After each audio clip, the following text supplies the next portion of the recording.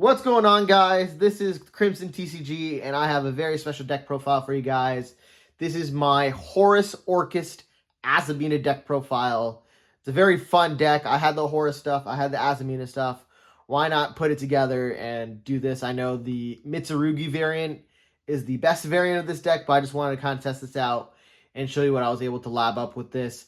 One thing about this deck, and I can say the same thing for Punk and Dragon Maid, the other embossed archetypes that were in the Battles of Legends set, it has a very tough time against the cards that are really good against the current deck. So, like, Lancia, which is very good against Mouth, is, like, extra good against this deck. But I kind of want to show what I was able to cook, and hopefully you guys like. If you want to see more content like this, please subscribe down below.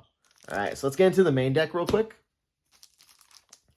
So, for my Orcust cards, I play 3 copies of Girsu, 3 copies of Harp Horror, and then 1 Nightmare, 1 Symbol, 1 Wand. It's very weird playing Nightmare at 1 when I was like playing at 3 for a very long time, whether it was the scrap build or like old kitchen sink Orcust, if you guys remember that.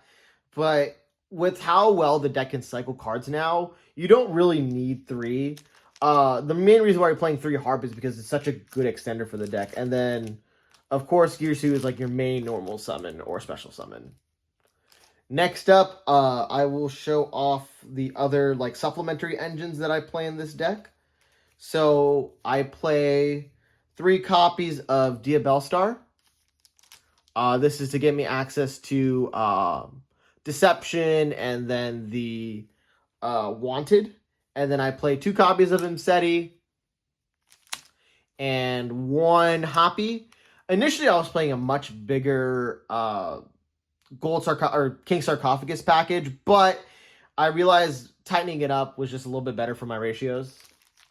And then lastly, for the hand traps, I play 3 copies of Ash Blossom, 3 copies of Droll and Lockbird, and then 3 Fua.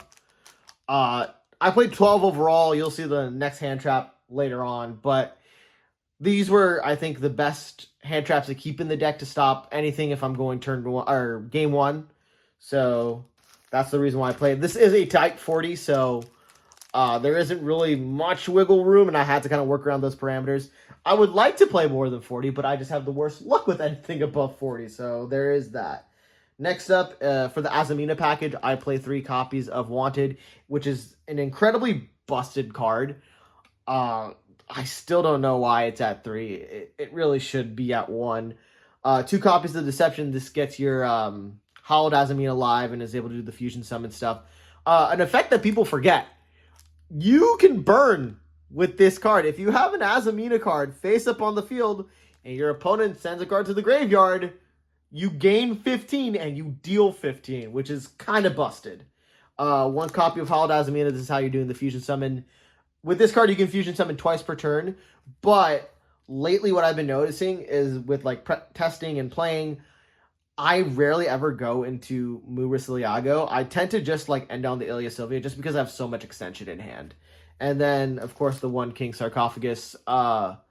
People hate this card. They'll try to stop this, but that's why I play the other engine of Azamina in addition to my Horus. This is just like a very good card, even at 1. And with 2 Imseti, you have no like trouble reaching it. Next up are my spells, or my other spells. So I also play the 1 Babel. You only really need 1. It's a very good card. It turns all your Orcust effects into quick effects. And then lastly, for the kind of miscellaneous ones, I play a 1 Triple Tack, 1 Cross Out Designator, and 1 Call by the Grave. This just generically covers a lot of bases, so that's the reason why I play them. And then lastly, for the traps, I play triple Imperm, so 12 hand traps in the deck total, including the monster hand traps. And then 2 Crescendo. Initially, I was at 1, but lately I've been liking 2, because sometimes you would have to like banish it to get your search in, and you still want to do your Omni Negate, so there's that. I need to pick up another stamped version of this card. Alright, let's go into our extra deck real quick. So for monsters, for XYZs, I play 2 copies of Dingirsu, I think we've been playing 2 copies of Dingirsu since this card came out. It's a very good card. 1 Titanic Galaxy just to get the negates. Usually I would go into this card either games 2 and 3 when I know what my opponent's playing, and then I have Zombie Vampire when I have no idea of what my opponent is playing. I will just, you know, make the 8, and if they end up playing a card or a deck that like benefits from the graveyard, so be it, but this also makes Orcust pieces live, so there is that. And sometimes you just don't see any engine outside of Horus, so sometimes you just gotta, you know, mill and then hope to mill an Orcust card. For fusions, I play 1 Musiliago and then 1 Ilia Sylvia. Both really good. If you have space for the other fusion, the green guy, I would recommend playing that as well.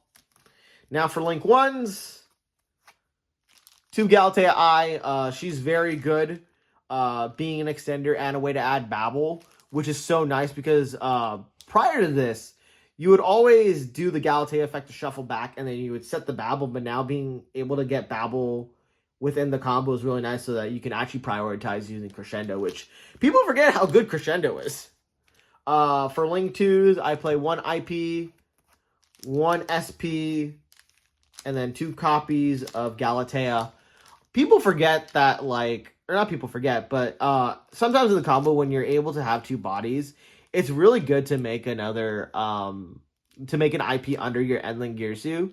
So that way, if, like, push comes to shove and let's say your Babel is being threatened or something like that, you can just go into SP and kind of defend yourself in that regard. And then for Link 3s and 4s, I play 1 Long Girsu, 1 Axis Code Talker to squeeze in games, and then 1 Endling Girsu. People forget how good Endling Girsu is. Like, I know I've been saying that people don't respect this deck, but it's true. Like, being able to do like a quick effect, regain resource, and then like a snatch deal is always super nice. So there is that. On to the side deck, I play 3 copies of Meows. This has been my answer for anything that's like a graveyard or banished deck. I would just like to have the draw, especially because you're playing so many engines and the possibility of breaking is so imminent. It's good to play the Meows.